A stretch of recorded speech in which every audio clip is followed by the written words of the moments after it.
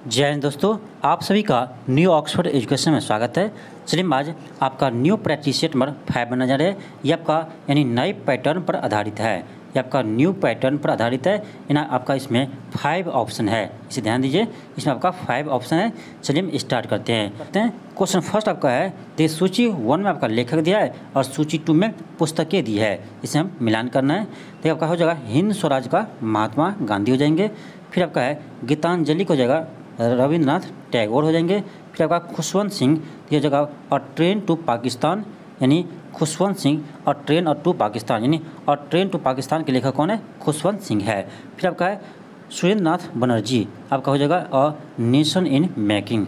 आपका देख लीजिए कौन सा ऑप्शन होगा, यानी आपका हो जाएगा 4 4 3 4 3 1 2 4 3 1 2 आपका ऑप्शन नंबर सी हो जाएंगे। नेक्स्ट आपका क्वेश्चन नंबर सेकेंड है। क्वेश्चन है कि इंडिया फॉर इंडियंस किताब किसने लिखी है? तो इंडिया फॉर इंडियंस के लेखक है CR दास है, यानी चित्तरंजन दास है। आपका ऑप्शन ई हो जाएंगे, इनमें से कोई नहीं, इनमें से कोई नहीं, क्योंकि इसका लेखक कौन है? ये आपका CR दास है। तो आपका किसी भी ऑप्शन में नहीं है, तो आपका ऑप्शन ई हो जाएंगे, इनमें से कोई नहीं। नेक्स्ट आपका क्वेश्चन नंबर 3 है। इसमें क्या करें? आपका निम्नलिखित में से कौन से सही सुमेलित नहीं है? कौन से सही सुमेलित नहीं है? ऑप्शन ए है भारतीय जल सेना अधिनियम 1927, बिल्कुल सही है। बी है सविनय आंदोलन 1930, ये भी सही है। सी है द्वितीय गोलमेज समय अधिनियम 1931, ये भी आपका सही है। डी है सांप्रदायिक निर्णय 1933, ये आपका गलत है। ये आपका 1933 नहीं 1932 में आया था सांप्रदायिक निर्णय। आपका ऑप्शन डी हो जाएंगे। इसका आंसर क्या होगा? ऑप्शन डी हो जाएंगे। नेक्स्ट आपका क्वेश्चन नंबर 4 है। क्वेश्चन है कि निम्नलिखित युग्मों में से कौन से सही सुमेलित नहीं है? कौन से सही सुमेलित नहीं है? ऑप्शन ए है बक्सर का युद्ध 1764 में, बिल्कुल सही है। बक्सर का युद्ध 1764 इसमें हुआ था। बी है सहायक संधि प्रणाली 1863, यही आपका गलत है। आपका ऑप्शन नंबर बी गलत है। देखिए आपका सहायक संधि प्रणाली 1798 ईस्वी में लॉर्ड ब्लेजली ने शुरू किया था, यानी लॉर्ड ब्लेजली ने सहायक संधि प्रणाली 1798 ईस्वी में शुरू किया था, यानी आपका ऑप्शन बी ही क्या है? तो गलत है।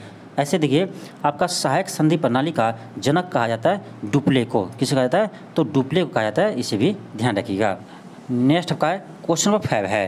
क्वेश्चन है इनमें से कौन सा कथन सही नहीं है, यानी कौन सा कथन आपका गलत है? ऑप्शन ए है कि डॉक्टर एनी बेसेंट थियोफिस्ट थी, बिल्कुल सही है।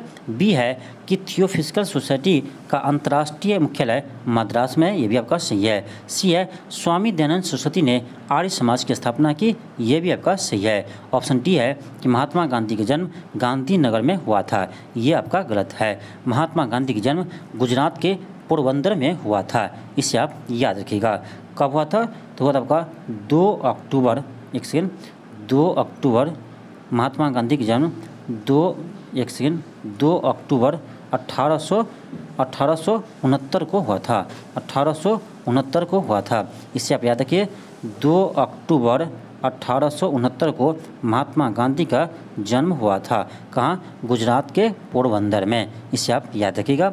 इसलिए आपका ऑप्शन नंबर डी हो जाएंगे। क्वेश्चन नंबर 6 है कि निम्नलिखित में से किसने गांधी जी को आंदोलन को राजनीतिक फिरौती कहा? यानी निम्नलिखित में से किसने गांधी जी के आंदोलन को राजनीतिक फिरौती कहा? तो ये कहा था आपका लॉर्ड लिंगथियो। कौन थे? लॉर्ड लिंगथियो ने कहा था, इसे आप याद रखिएगा। नेक्स्ट आपका क्वेश्चन नंबर 7 है। क्वेश्चन है कि वार्धा में सेवाग्राम आश्रम की स्थापना किसने की थी? ये क्या था आपका? महात्मा गांधी ने। आपका ऑप्शन बी हो जाएंगे। नेक्स्ट आपका क्वेश्चन नंबर 8 है कि देवबंद के उस विद्वान का नाम बताइए जिन्होंने स्वतंत्रता आंदोलन में महत्वपूर्ण भूमिका निभाई थी। ये था आपका अब्दुल कलाम आज़ाद। आपका ऑप्शन नंबर ए हो जाएंगे। अब यह एक चीज़ याद रखिएगा कि भारतीय राष्ट्रीय कांग्रेस के आपका सबसे युवा अध्यक्ष भी थे, अब्दुल कलाम आज़ाद भी थे, इसे भी याद रखिएगा। नेक्स्ट आपका क्वेश्चन नंबर 9 है कि भारत सरकार अधिनियम 1919 आधारित है। ये आपका है मॉन्टेग्यू चेम्सफोर्ड सुधार रिपोर्ट। आपका ऑप्शन नंबर बी हो जाएंगे। क्वेश्चन नंबर 10 है कि निम्न में से कौन कैबिनेट मिशन योजना का सदस्य नहीं था? तो लॉर्ड पैट्रिक लॉरेंस इसके अध्यक्ष थे और सर स्टोफर्ड क्रिप्स भी इसके सदस्य थे और एबी अलेक्जेंडर इसके सदस्य थे। आपका ऑप्शन डी हो जाएगा, यानी लॉर्ड एमरी ये इसका सदस्य नहीं थे। इसे आप याद रखिएगा। नेक्स्ट आपका क्वेश्चन नंबर 11 है। क्वेश्चन है कि निम्न में से किस देशी रियासतों को अंग्रेज ने अपने क्षेत्र में नहीं मिलाया था? तो ग्वालियर को नहीं मिलाया था। इसे आप याद रखिएगा। नेक्स्ट आपका क्वेश्चन नंबर 12 है। क्वेश्चन है भारतीय राष्ट्रीय कांग्रेस ने पूर्ण स्वतंत्रता प्राप्ति का लक्ष्य किस वर्ष घोषित किया था? ये क्या था आपका? लाहौर अधिवेशन में 1929 में। लाहौर अधिवेशन 1929 में पूर्ण स्वराज की मांग की थी और इसके अध्यक्ष कौन थे? तो पंडित जवाहरलाल नेहरू थे। इसे भी आप याद रखिएगा। नेक्स्ट आपका क्वेश्चन नंबर 13 है। क्वेश्चन है कि फरवरी 1928 में आयोजित सर्वदलीय सम्मेलन के अध्यक्ष निम्नलिखित में से कौन थे? ये था आपका डॉक्टर M.A. अंसारी थे। आपका ऑप्शन बी हो जाएंगे। नेक्स्ट आपका क्वेश्चन नंबर 14 है कि एक वर्ष के भीतर स्वराज की प्राप्ति का लक्ष्य था। ये था आपका असहयोग आंदोलन के, यानी असहयोग आंदोलन में महात्मा गांधी ने एक वर्ष के भीतर स्वराज प्राप्ति के लक्ष्य रखा था। इसे आप याद रखिएगा। और आपका असहयोग आंदोलन 1 अगस्त 1920 को शुरू किया था। 1 अगस्त 1920 को असहयोग आंदोलन शुरू हुआ था और जिसे 5 फरवरी 1922 ईस्वी के चौरा चौरी कांड के बाद इसे महात्मा गांधी ने समाप्त कर दिया। इसे भी ध्यान रखिएगा। नेक्स्ट आपका क्वेश्चन नंबर 15 है कि गांधी जी के सिद्धांत के अनुसार निम्न में से कौन सा एक कथन सही नहीं है? गांधी जी के अनुसार कौन सा कथन सही नहीं है? ऑप्शन ए है कि सत्याग्रही का उद्देश्य शत्रु को पराजित करना है। यही आपका गलत है। यही आपका क्या है? तो गलत है। यानी आपका ऑप्शन ए हो जाएंगे। नेक्स्ट आपका क्वेश्चन नंबर 16 है। क्वेश्चन है कि जालियांवाला नरसंहार हुआ था। तो ये होता आपका 13 अप्रैल 1919 ईस्वी को। अवधि आपका किसी भी ऑप्शन में नहीं है, इसलिए इसका आंसर क्या होगा? ऑप्शन ई हो जाएंगे। क्या होगा? ऑप्शन ई हो जाएंगे। इनमें से कोई नहीं। नेक्स्ट आपका क्वेश्चन नंबर 17 है। क्वेश्चन 17 है कि निम्नलिखित में से कौन लगातार 6 वर्षों तक भारतीय राष्ट्रीय कांग्रेस के प्रेसिडेंट रहे, यानी अध्यक्ष है? तो ये था आपका अब्दुल कलाम आज़ाद। अब्दुल कलाम आज़ाद आपका लगातार 6 वर्षों तक कांग्रेस के अध्यक्ष रहे थे। इसे आप याद रखिएगा। नेक्स्ट आपका क्वेश्चन नंबर 18 है। क्वेश्चन है कि निम्नलिखित में से कौन भारतीय प्रेस की स्वतंत्रता के समर्थक थे? ये था आपका चार्ल्स मेटकॉफ थे, लॉर्ड मेटकॉफ थे। आपका ऑप्शन नंबर सी हो जाएंगे। लॉर्ड मेटकॉफ को भारतीय प्रेस के मुक्तिदाता भी कहा जाता है। इससे आप याद रखिएगा। नेक्स्ट आपका क्वेश्चन नंबर 19 है। क्वेश्चन है कि जिस गवर्नर जनरल ने दास प्रथा को समाप्त किया था वह कौन था? तो वह आपका है लॉर्ड एलनबरो है। लॉर्ड एलनबरो ने दास प्रथा को समाप्त किया था। इसे आप याद रखिएगा। कब किया था? तो ये क्या था? 1843 ईस्वी में। 1843 ईस्वी में दास प्रथा को लॉर्ड एलनबरो ने समाप्त कर दिया था। इसे आप याद रखिएगा। नेक्स्ट आपका क्वेश्चन नंबर 20 है कि कुक्का आंदोलन की नींव कहाँ पड़ी थी? ये आपका पंजाब में पड़े थे। इससे आप याद रखिएगा। नेक्स्ट आपका क्वेश्चन नंबर 21 है। क्वेश्चन है कि निम्नलिखित में से कौन सी घटना महाराष्ट्र में घटित हुई? ये आपका भील विद्रोह आपका महाराष्ट्र में हुए थे। इसका नेतृत्व सेवाराम ने किया था। इसे आप याद रखिएगा। नेक्स्ट क्वेश्चन 22 है कि ब्रिटिश द्वारा कुशासन का बहाना लेकर निम्नलिखित प्रांतों में से किस एक प्रांत को शासक को हटा दिया गया था? यह था यानी अवध को यानी कुशासन के आरोप में मिलाया था 1856 ईस्वी में। इसे याद रखिएगा। लॉर्ड डलहौजी ने अवध को कुशासन के आरोप में 1856 ईस्वी में मिलाया था। इसे आप याद रखिएगा। नेक्स्ट आपका क्वेश्चन नंबर 23 है कि हड़प्पा सभ्यता में बर्तनों पर सामान्यतः किस रंग का उपयोग हुआ था? तो लाल और काला रंग का उपयोग होते थे। याद रखिएगा। लाल और काला रंग का उपयोग ज़्यादा होते थे यानी हड़प्पा सभ्यता में। आपका ऑप्शन ए हो जाएंगे। नेक्स्ट का क्वेश्चन नंबर 22 है। क्वेश्चन है कि आरंभिक वैदिक साहित्य में सर्वाधिक वर्णित नदी है, यानी आरंभिक वैदिक साहित्य में सबसे अधिक वर्णन किस नदी का किया गया है? तो ये क्या आपका सिंधु नदी के। ध्यान रखिएगा। सिंधु नदी का वर्णन सबसे अधिक किया है, लेकिन सबसे पवित्र नदी सरस्वती नदी को माना गया है। इसे आप याद रखिएगा। क्वेश्चन नंबर 25 है। क्वेश्चन है अशोक का रुम्नीदेई स्तंभ संबंधित है? ये आपका है बुद्ध के जन्म स्थान से, यानी अशोक के रुम्नीदेई स्तंभ में बुद्ध के जन्म स्थान का उल्लेख है। इसे आप याद रखिएगा। बुद्ध भगवान का जन्म कहाँ हुआ था?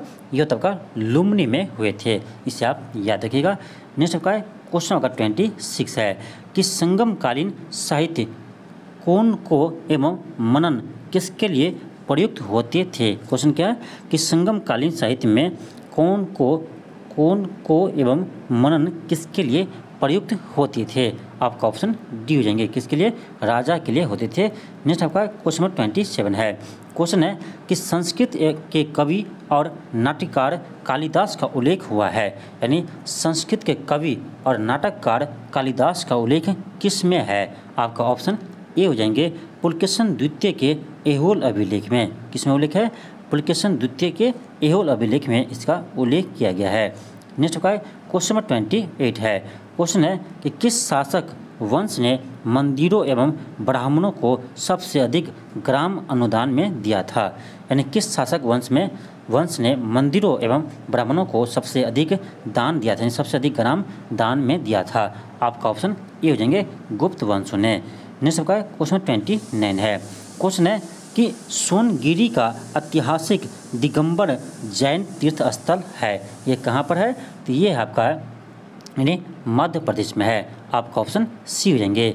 नेक्स्ट आपका क्वेश्चन नंबर 30 है। क्वेश्चन नंबर आपका 30 है। क्वेश्चन है कि निम्नलिखित में से किसका प्राचीन भारत के आयुर्वेद शास्त्र से संबंध नहीं है?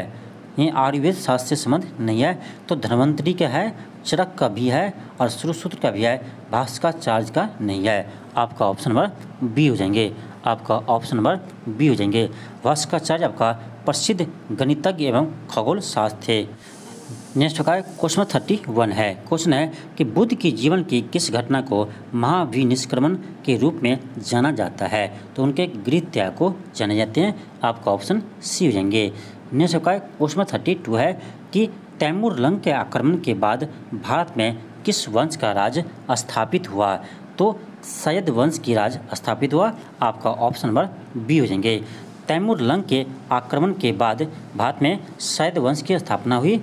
एक चीज़ याद रखिएगा आपका कि तैमूर लंग के आक्रमण के समय दिल्ली का शासक नसरुद्दीन महमूद शाह था। कौन थे? नसरुद्दीन महमूद शाह था। इसे आप याद रखिएगा। नेक्स्ट आपका क्वेश्चन नंबर 33 है। क्वेश्चन है कि कामरूप में वैष्णव धर्म को लोकप्रिय बनाया। कामरूप में वैष्णव धर्म को लोकप्रिय बनाया किसने बनाया था? तो ये बनाया था आपका यानी हो जाएगा शंकर देव। कौन बनाया था? शंकर देव ने बनाया था। आपका ऑप्शन डी हो जाएंगे। नेक्स्ट का क्वेश्चन 34 है। क्वेश्चन है कि मध्यकाल में बटाई शब्द का अर्थ था। मध्यकाल में बटाई शब्द का क्या अर्थ था? ये था आपका लगान निर्धारण का तरीका। क्या थे? लगान निर्धारण करने का तरीका था। नेक्स्ट आपका क्वेश्चन 35 है। क्वेश्चन है कि फरीद जो बाद में शेरशाह सूरी बना ने कहाँ से शिक्षा प्राप्त की थी? यानी शेरशाह सूरी ने कहाँ से शिक्षा प्राप्त की थी? यह किया था आपका जौनपुर से। आपका ऑप्शन सी हो जाएंगे। नेक्स्ट आपका क्वेश्चन 36 है कि निम्नलिखित में से किसे अकबर ने स्वयं मारा था? निम्न में से किसे अकबर ने स्वयं मारा था? तो आदम खां को। किसे? आदम खां को स्वयं मारा था। आपका ऑप्शन ए हो जाएंगे। नेक्स्ट का क्वेश्चन 37 है। क्वेश्चन है कि निम्नलिखित में से किसने अपने बादशाह पति के लिए मकबरे का निर्माण करवाया था? यानी निम्नलिखित में से किसने अपने बादशाह पति के लिए मकबरे का निर्माण करवाया था? यह क्या था आपका? हाजी बेगम ने। आपका ऑप्शन नंबर बी हो जाएंगे। हाजी बेगम ने। हुमायूं का मकबरा के निर्माण हाजी बेगम ने करवाई थी। इसे आप याद रखिएगा। नेक्स्ट का क्वेश्चन 38 है।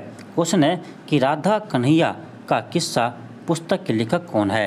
राधा कन्हैया का किस्सा पुस्तक के लेखक कौन है? तो ये आपका है नवाब वजीद अली शाह। आपका ऑप्शन नंबर ए हो जाएंगे। नेक्स्ट का क्वेश्चन 39 है कि निम्नलिखित में से कौन सा एक प्रावधान भारतीय संविधान के अंतर्गत संसद के सदस्यों के विशेष अधिकार तथा उन्मुक्तियां को निर्धारित करता है? ये कहता है आपका अनुच्छेद 105। किस में उल्लेख है? अनुच्छेद 105 में उल्लेख है। नेक्स्ट का क्वेश्चन 40 है। क्वेश्चन है कि संविधान के अनुच्छेद 80 के तहत राष्ट्रपति के पास विज्ञान, कला, साहित्य या समाज से संबंधित विशेष ज्ञान और व्यवहारिक अनुभव रखने वाले व्यक्तियों में से कितने व्यक्तियों को राज्यसभा के मनोनीत किए जाने का प्रावधान है? तो 12 सदस्य को राज्यसभा में राष्ट्रपति मनोनीत करते हैं, इसे आप याद रखिएगा। नेक्स्ट आपका क्वेश्चन 41 है। क्वेश्चन है कि संविधान सभा के सम्मुख संविधान की प्रस्तावना का प्रस्ताव किसने रखा था? तो ये रखा था आपका, यानी संविधान के प्रस्तावना का प्रस्ताव किसने रखा था? तो ये रखा था आपका पंडित जवाहरलाल नेहरू। किसने रखा था? पंडित जवाहरलाल नेहरू रखा था। आपका ऑप्शन नंबर ई हो जाएंगे, इनमें से कोई नहीं, क्योंकि आपका किसी भी ऑप्शन में नहीं दिया है। याद रखिएगा, संविधान सभा के सम्मुख संविधान की प्रस्तावना का प्रस्ताव किसने लाया था? ये रखा था आपका, यानी पंडित जवाहरलाल नेहरू ने रखा था, इसीलिए आपका आंसर क्या होगा? ऑप्शन ई हो जाएंगे, इनमें से कोई नहीं। नेक्स्ट होगा क्वेश्चन नंबर 42 है। क्वेश्चन है कि राज्य व्यवस्था के संदर्भ में निम्नलिखित में से किस एक को आप स्वतंत्रता की शाब्दिक उपयुक्त व्याख्या के रूप में स्वीकार करेंगे? आपका ऑप्शन ए है कि राजनीतिक शासकों की तानाशाही के विरुद्ध संरक्षण। ऑप्शन बी है कि नियंत्रण का अभाव। सी है इच्छा अनुसार कुछ भी करने का अवसर।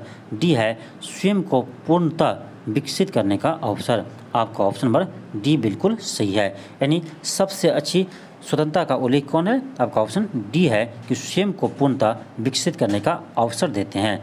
नेक्स्ट आपका क्वेश्चन नंबर 43 है। क्वेश्चन है कि भारतीय संसद का सचिवालय क्या है? ये आपका सरकार से स्वतंत्र है। आपका ऑप्शन नंबर सी हो जाएंगे, क्या है? तो सरकार से स्वतंत्र है।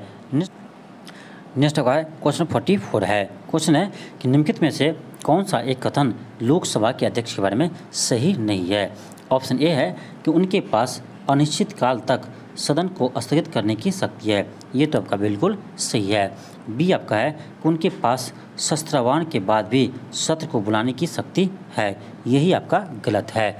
देखिए, अनुच्छेद 85 के तहत संसद का सत्र आहूत और शस्त्रावान राष्ट्रपति करते हैं, यानी ये अधिकार किसके पास है? तो राष्ट्रपति के पास है, यानी आपका ऑप्शन बी क्या है? तो गलत है। नेक्स्ट आपका क्वेश्चन 45 है। क्वेश्चन है कि निम्नलिखित में से किसके बारे में अस्थायी संसदीय समिति गठित नहीं किया जा सकती है? क्वेश्चन क्या है? निम्नलिखित में से किसके बारे में अस्थायी संसदीय समिति गठित नहीं की जा सकती है? आपका ऑप्शन डी हो जाएंगे, अल्पसंख्यकों के कल्याण के बारे में। नेक्स्ट आपका क्वेश्चन 46 है। क्वेश्चन आपका 46 है। क्वेश्चन है कि कौन सा संवैधानिक संशोधन राज्यों से चुने जाने वाले लोकसभा की संख्या बढ़ाने से संबंधित है? यानी कौन सा संशोधन है जो लोकसभा के सदस्यों की संख्या बढ़ाने से संबंधित है? आपका 46 का हो जाएगा ऑप्शन सी हो जाएंगे, 7वां और 21वां संशोधन। आपका ऑप्शन सी हो जाएंगे। नेक्स्ट आपका क्वेश्चन 47 है कि भारतीय संविधान के अनुच्छेद 170 के अनुसार किसी राज्य के विधानसभा के सदस्यों की न्यूनतम और अधिकतम संख्या हो सकती है? तो न्यूनतम आपका होना चाहिए, आपका कितना? तो न्यूनतम 60 होना चाहिए, कितना? याद रखिए, न्यूनतम होना चाहिए आपका 60 और आपका अधिकतम हो सकता है कितना? 500। न्यूनतम 60 हो सकते हैं और आपका अधिकतम 500 हो सकते हैं, इसे आप याद रखिएगा। यानी किसी भी विधानसभा में न्यूनतम 60 सदस्य होना चाहिए और आपका अधिकतम 500 सदस्य हो सकते हैं। अब देखिए, आपका किसी भी ऑप्शन में नहीं है, न्यूनतम 60 अधिकतम 500। आपका ऑप्शन ई हो जाएंगे, इनमें से कोई नहीं। आपका ऑप्शन ई हो जाएंगे। नेक्स्ट आपका क्वेश्चन 48 है। क्वेश्चन है कि संविधान का सर्वोच्च न्यायालय एक अभिलेख न्यायालय है, इसका आशय क्या है? ऑप्शन बी हो जाएंगे कि इसके सभी निर्णय का साक्ष्यात्मक मूल्य होता है और इस पर किसी भी न्यायालय में प्रश्न चिन्ह नहीं लगाया जा सकता है। आपका ऑप्शन बी हो जाएंगे। नेक्स्ट आपका क्वेश्चन 49 है। क्वेश्चन आपका है एक से अध्याय सूची 1 और दूसरी से अध्याय आपका सूची 2, इससे क्या करना है? मिलान करना है। ऑप्शन ए है कि लोक लेखा समिति। तो लोक लेखा समिति आपका होगा वित्तीय समिति से गठित करता है, यानी आपका ए का क्या होगा? तो 3 जाएंगे। लोक लेखा समिति आपका जो है ए का 3। फिर आपका है याचिका समिति, ये जगह आपका कार्यकारी समिति, यानी आपका इसका फोड़ देंगे। फिर आपका स्टॉक बाजार स्कैम संयुक्त समिति, ये एक आपका जगह तदर्थ समिति। फिर है विभागीय समिति, ये आपका स्टैंडिंग समिति। अब देख लीजिए आपका कौन सा आंसर सही होगा। आपका ऑप्शन बिल्कुल सी सही है, आपका ऑप्शन सी सही हो जाएंगे। नेक्स्ट आपका क्वेश्चन 50 है। क्वेश्चन 50 है कि निम्नलिखित में से कौन सही सुमेलित नहीं है। निम्नलिखित में से कौन सही सुमेलित नहीं है। क्वेश्चन आपका है कि आंध्र प्रदेश, एक साइड दिया आपका राज्य और दूसरी साइड दिया है राज्यसभा में स्थानों का आवंटन, यानी राज्यसभा की सीट दिया है। तो उड़ीसा, पहला है आंध्र प्रदेश, तो आंध्र प्रदेश में आपका 18 सीट दिया है, ये आपका गलत है। आंध्र प्रदेश में आपका 11 सीट है। ध्यान रखिएगा, आंध्र प्रदेश में राज्यसभा की सीटें कितना है, तो 11 है। इसीलिए आपका ये जो है क्या है, गलत है।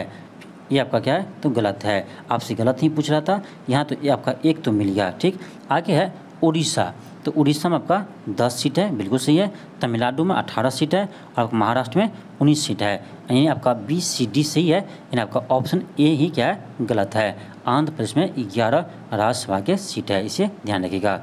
बिहार में कितना है राज्यसभा की सीट, तो बिहार में आपका 16 है राज्यसभा का सीट, इसे भी याद रखिएगा। नेक्स्ट आपका क्वेश्चन 51 है। क्वेश्चन है कि यदि उपाध्यक्ष लोकसभा की अध्यक्षता कर रहे हो तो उनके एक अधिकार प्राप्त है कि वह, यानी कह रहा है क्वेश्चन कि जब लोकसभा के उपाध्यक्ष अध्यक्ष का कार्य कर रहा हो तो उसके पास कौन सा एक अधिकार प्राप्त होता है। आपका ऑप्शन सी हो जाएंगे कि मत बराबरी की अवस्था में मतदान कर सकते हैं। मत बराबरी की स्थिति में मतदान कर सकते हैं, आपका ऑप्शन सी हो जाएंगे। नेक्स्ट आपका क्वेश्चन 52 है। क्वेश्चन है कि भारतीय संसद के दोनों संयुक्त बैठक किस संबंध में होता है। तो संयुक्त बैठक आपका होता है साधारण विधायक में होता है, आपका ऑप्शन सी हो जाएंगे। संयुक्त बैठक आपका साधारण विधायक में होता है, ये आपका न कि संविधान संशोधन भी नहीं होता है और आपका यानी वित्त विधायक भी नहीं होता है, इससे आप याद रखिएगा। एक चीज़ याद रखिए आपका कि संयुक्त बैठक का प्रावधान किस अनुच्छेद में है, तो आपका 108 अनुच्छेद में है। संयुक्त बैठक का प्रावधान आपका 108 अनुच्छेद में इसका वर्णन है। नेक्स्ट आपका क्वेश्चन 53 है कि भारत के कंट्रोलर और ऑडिटर जनरल की रिपोर्ट का परीक्षण निम्नलिखित में से कौन सी संसदीय समिति के द्वारा की जाती है। 53 का आपका ऑप्शन सी हो जाएंगे, पब्लिक अकाउंट्स कमेटी द्वारा। नेक्स्ट आपका क्वेश्चन 54 है। क्वेश्चन है कि संविधान का कौन सा अनुच्छेद मुख्यमंत्रियों के दायित्व को परिभाषित करता है। मुख्यमंत्री के दायित्व को परिभाषित करता है, ये आपका है अनुच्छेद 167। अनुच्छेद 167 में मुख्यमंत्री के दायित्व का वर्णन है।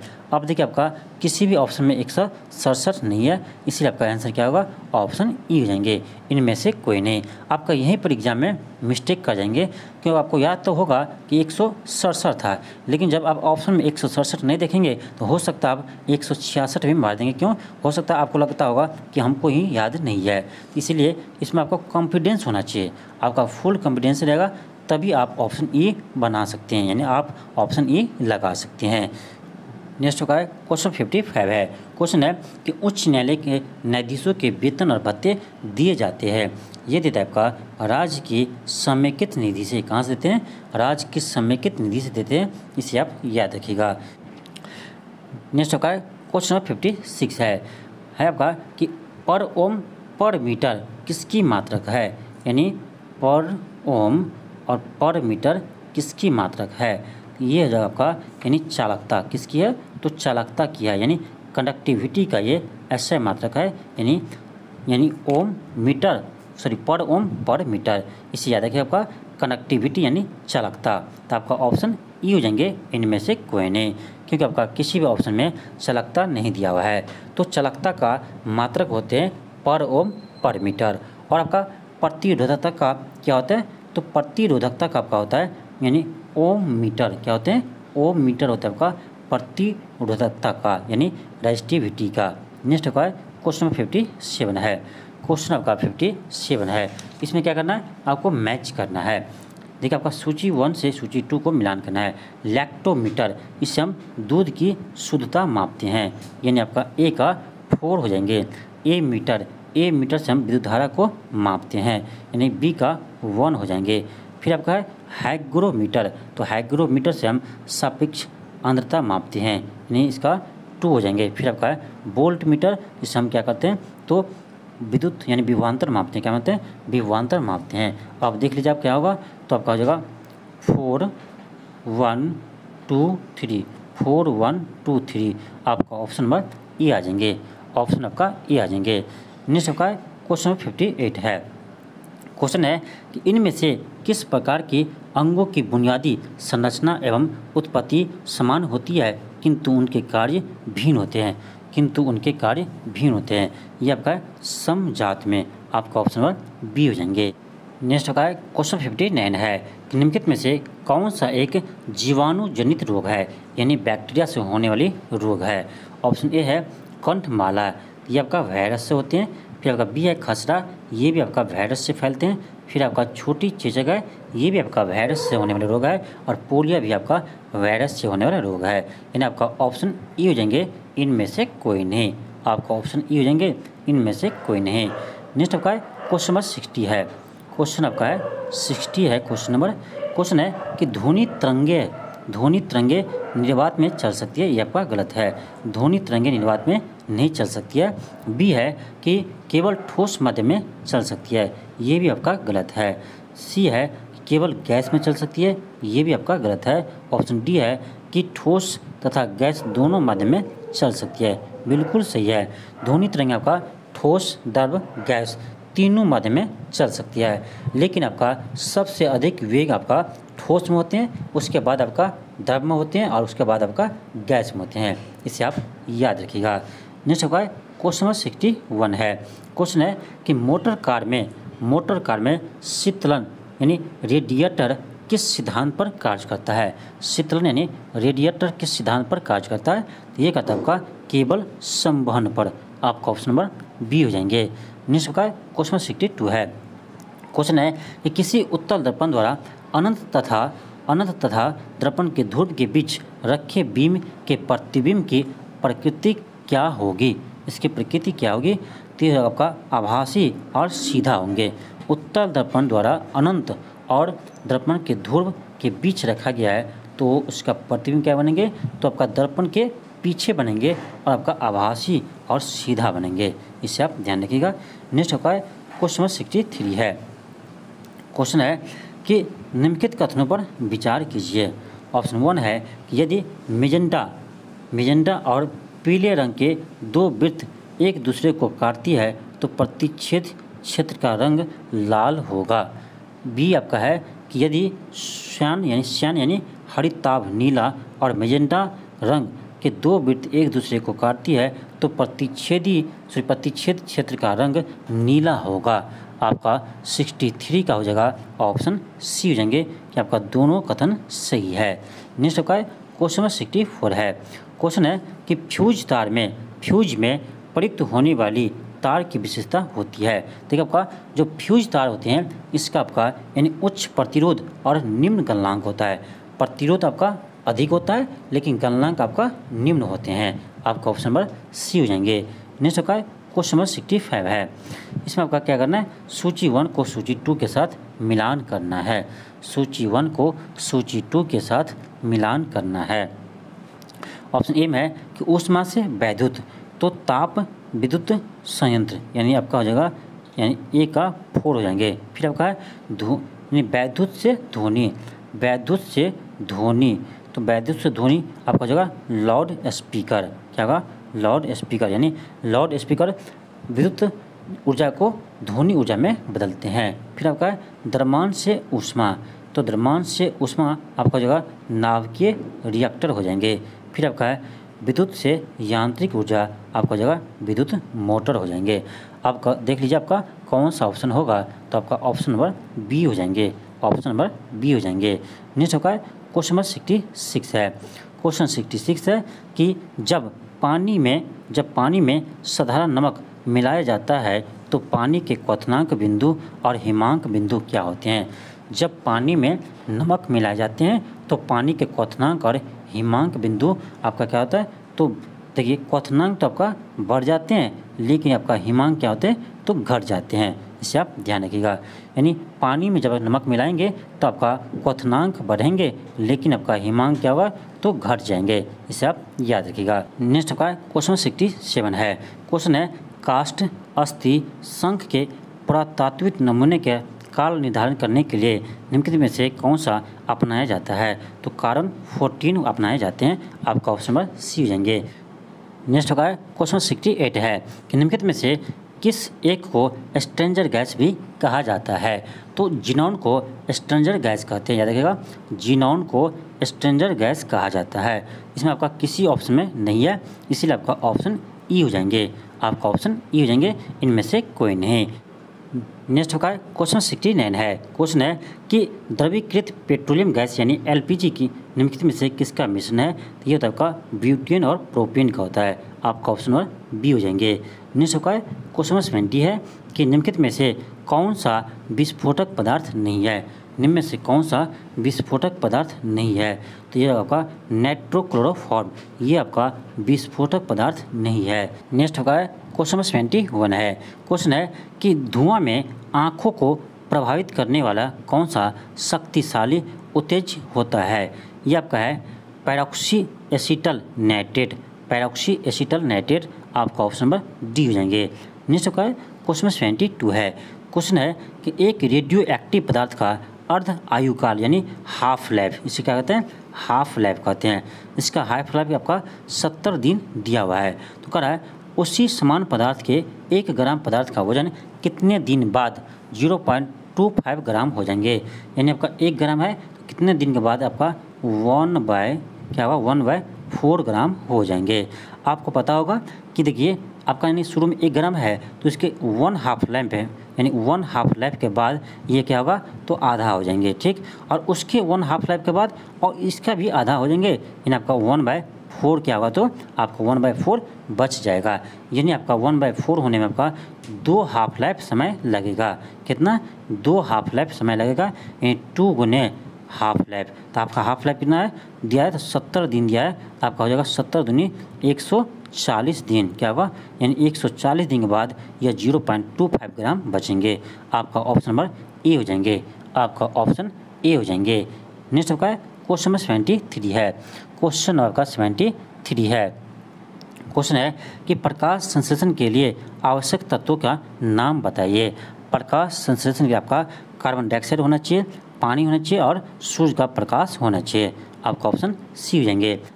नेक्स्ट आपका क्वेश्चन 74 है। क्वेश्चन है कि प्रोटीन संश्लेषण में निम्नलिखित कोशिकाओं में से किसकी भूमिका सबसे महत्वपूर्ण है? आपका ऑप्शन बी हो जाएंगे। नेक्स्ट का क्वेश्चन 75 है कि मनुष्य के शरीर के किस भाग में लिम्फोसाइट का निर्माण होता है? तो लिम्फोसाइट का निर्माण आपका होता है अस्थि मज्जा में। कहाँ होते हैं? अस्थि मज्जा में होते हैं, आपका ऑप्शन बी हो जाएंगे। नेक्स्ट का क्वेश्चन 77 है। क्वेश्चन है कि निम्नलिखित में से कौन सा वायु प्रदूषक ऑक्सीजन की अपेक्षा अधिक शीघ्रता से रक्त के हीमोग्लोबिन में घुल जाते हैं? ये आपका है कार्बन मोनोऑक्साइड, आपका ऑप्शन नंबर सी हो जाएंगे। कौन है? कार्बन मोनोऑक्साइड है। नेक्स्ट आपका क्वेश्चन 78 है। क्वेश्चन है इनमें से कौन सी अंतःस्रावी ग्रंथि नहीं है? कौन सी अंतःस्रावी ग्रंथि नहीं है? तो आपका हो जाएगा लार ग्रंथि, आपका ऑप्शन डी हो जाएंगे। लार ग्रंथि आपका अंतःस्रावी ग्रंथि नहीं है। नेक्स्ट आपका क्वेश्चन 79 है। क्वेश्चन है कि मस्तिष्क तथा मेरु रज्जु पर चढ़ी झिल्ली में सूजन आ जाने से कौन सा रोग होता है? ये होता है आपका मेनिंजाइटिस, आपका ऑप्शन नंबर डी हो जाएंगे। नेक्स्ट होगा क्वेश्चन नंबर 80 है। इसमें आपका सूची 1 को सूची 2 के साथ मिलान करना है। ऑप्शन ए है एंड्रेलिन, इसका हो जाएगा 1 हो जाएंगे। फिर आपका एस्ट्रोजन, ये जगह आपका एक बी का 3 हो जाएंगे। फिर आपका इंसुलिन, ये आपका ग्लूकोज हो जाएंगे यानी 4 हो जाएंगे। फिर आपका है यानी फेरोमोन, इसका 2 हो जाएंगे। अब देखिए आपका कौन सा आंसर हो जाएगा, आपका ऑप्शन सी हो जाएंगे, आपका ऑप्शन नंबर सी हो जाएंगे। तो आज के लिए इतना ही। थैंक यू, धन्यवाद। मिलते हैं आपको नेक्स्ट वीडियो में।